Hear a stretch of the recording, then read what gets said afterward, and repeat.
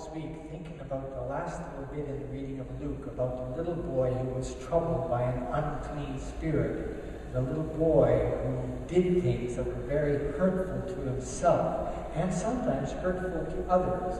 A little boy who was alienated from his own true being in the sight of God and alienated from the love of all those who were close to him. And thinking about that little boy, I decided that I would use him as a symbol, as a sign. And a couple of things occurred to me. First, we are all pretty aware of the status of Indigenous people in our country. Indigenous people who were hurt, deeply wounded when we came here from Europe, and we decided that we were going to make this land our land. And we took it away from them. And this hurt them terribly. And if you go out into the streets of our city in Winnipeg, you will see lost and broken Indigenous youth. They are like that little boy. They are caught in a pattern of behavior which is rooted in their past experience, which causes them to hurt themselves deeply and also to hurt others deeply. And I went on to realize that it was not just Indigenous youth that are suffering in our country, that many of our youth are also suffering. All over the land, young people are asking hard questions about the meaning of life.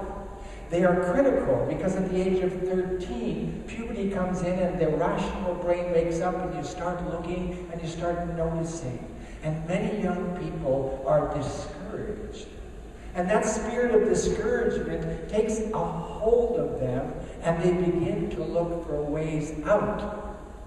We know about the epidemic of the use of substances such as crystal meth, crack cocaine, heroin. These are all destructive behaviors that are appropriated by youth because of the pain that they have inside of themselves. We are living in a generation where young people need to see some sign of hope. They need to see some sign that there's something in the universe that makes sense, that there's someone who cares for them deeply. Now, the three texts in front of us, I consider as a threefold cord. You know when you take three pieces of rope and you braid them together? The three pieces braided together are stronger than each piece all by itself. And the threefold cord that we had in front of us today was the cord of Moses, Elijah, and Jesus. The law, the prophets, and the wisdom of God made flesh in human history. These three elements, I believe, if we take them seriously, offer us medicine to help with the healing of our youth. And when I speak about the healing of our youth, I'm not just speaking about young people. I'm speaking about the healing of our future. Now, Moses, the first strand in the cord, is the one who brings the law of God down from heaven and into the earth to share with the people. And the law are what we call the 10 Commandments. You shall love the Lord your God with all your heart, with all your soul, with all your mind. You shall love your neighbor as yourself. These 10 Commandments, but thinking about the law of God, I realized that the law of God is at work in the universe. It's the law of God that shapes our bodies. It's the law of God that keeps the stars in their places. It's the law of God that originates the circle of the seasons. And we are called to respect the law of God. And in our time, that means, at least in a very simple way, we are to respect our place in nature. We are to be good stewards. We are to take care of the planet. That was our mandate when God formed us as human beings in the Garden of Eden, to take care of creation.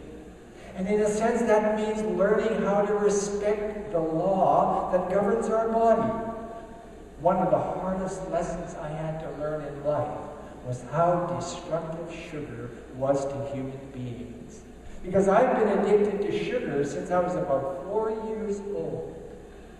But the law of God says you can use sugar, but use it wisely. Don't misuse it. If you misuse it, you'll get harm.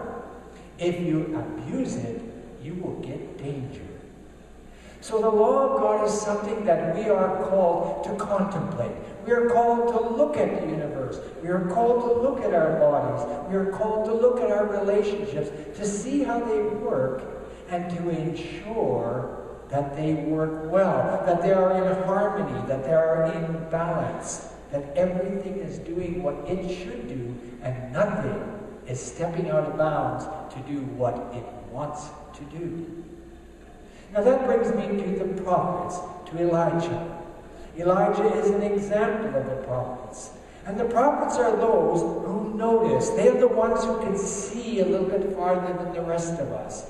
They notice what's going on. They notice when we are breaking God's law, and they say, folks, wake up. You're doing some things that are not good for you. Change your ways. That's the message of the prophets. And we are wise to listen to those voices in the earth just now that are saying there is something terribly wrong. And it's rooted in how we are treating the earth. And one of the prophetic spirits in the earth right now is the indigenous spirit. Because indigenous people all over the planet lived in a right relationship with nature. That was the secret to their success for thousands of generations, until we came along and we decided that we were going to take nature and do what we wanted with it. We were going to take nature and turn it into something that was shiny and bright and fast. But the prophets say, be cautious.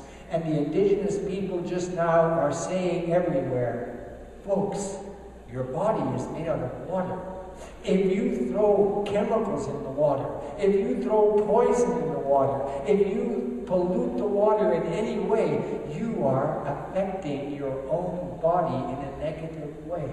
And it would be wise for all of us to listen to this voice.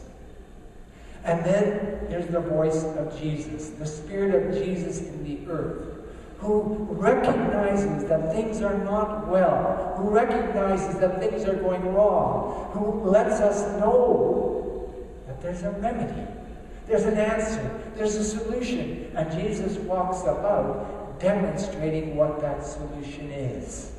He lives by his example the right relationship of our human being with God's divine being.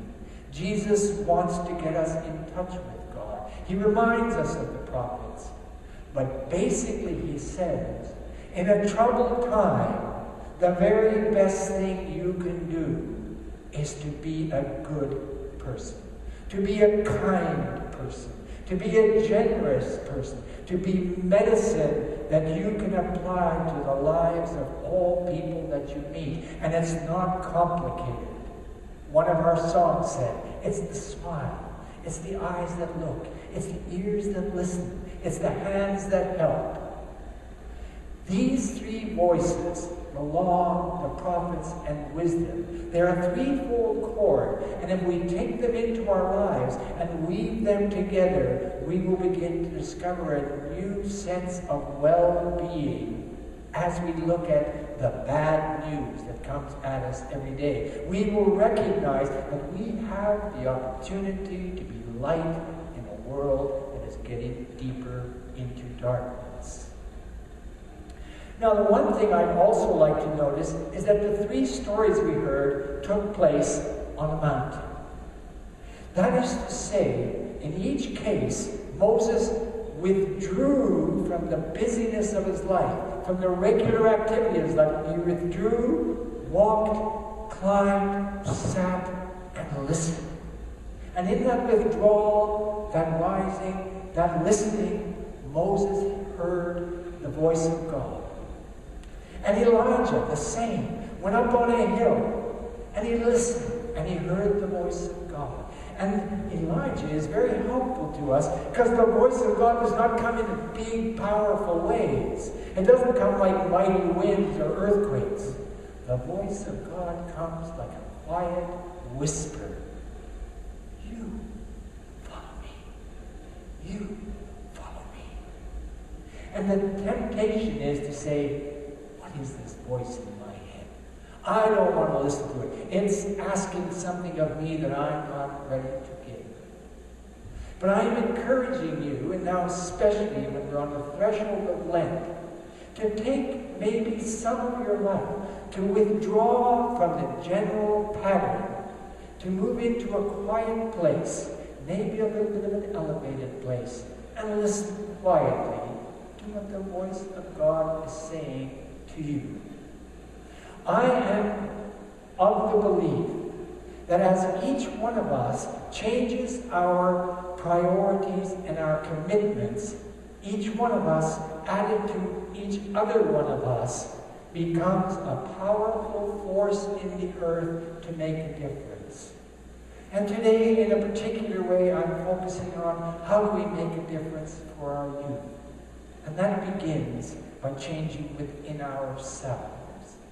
So I am hoping that as a people here at Gordon King Memorial United Church, we will work at being aware of what the law is saying, what the prophets are saying, what wisdom is saying, and then putting this into practice. That we be studious people, prayerful people, and active people in the way of God. And I'm going to suggest that it's as simple as giving a cup of cold water to a thirsty person that you meet along the way. And that's a metaphor.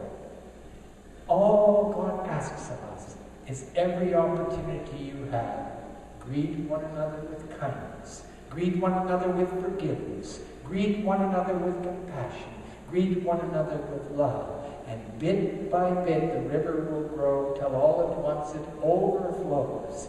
And the sorrow that we experience, the pain that we experience, will be washed away, and joy will be revealed. And that joy is light to help us find our way forward into a future that is good for our children, grandchildren, great-grandchildren. As the Cree people say, the seventh generation. Let's live so that the seventh generation has the blessings of God as their surrounding experience.